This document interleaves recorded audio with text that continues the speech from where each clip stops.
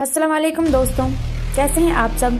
आज हम बात करने वाले हैं आपके सेमेस्टर 3 उर्दू मेजर कोर्स के बारे में, जिसका नाम है उर्दू की शेरी असनाफ।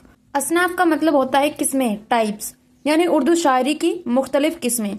अगर आपका भी ये मेजर सब्जेक्ट है तो इस वीडियो को एंड तक जरूर देखिएगा, क्योंकि आज मैं आपको इसका पूरा सिलेबस और एग्जाम पैटर्न बिल्कुल आसान लफ्जों में समझाने वाली हूँ। सबसे पहले तो ये समझ लेते हैं कि ये सब्जेक्ट हम क्यों पढ़ रहे हैं, इसका मकसद क्या है।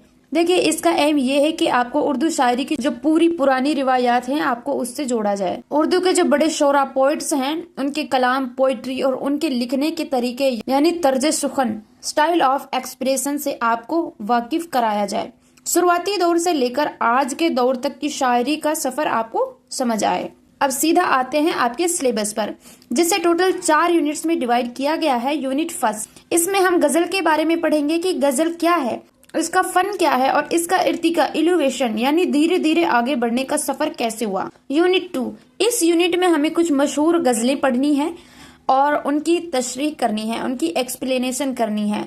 इसमें ये गजलें हैं, मिर्जा गालिब की गजल, इब्ने मरियम हुआ करे कोई, हजरत मोहानी की गजल है, तू तोड़कर अहदे करम ना आसना हो जाए, शाद अजीम आबादी की गजल है, तमन्नाओं में उलझा गया हूँ, फिराक गोरखपुरी की गजल, सर में सौदा भी नहीं।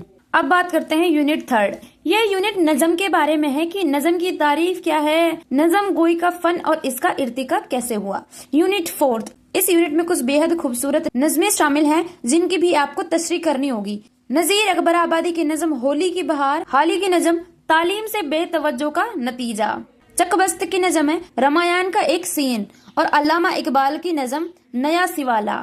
अब आते हैं सबसे मेन बात पर कि एग्जाम में पेपर कैसे आएगा। टोटल 70 मार्क्स का पेपर होगा।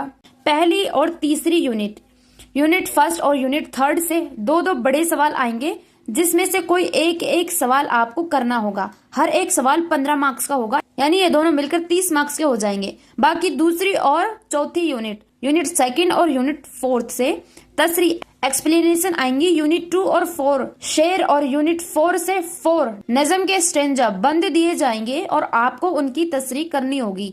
हर एक तसरीह 5 मार्क्स की होगी, यानी ये भी 20-20 मार्क्स के होंगे।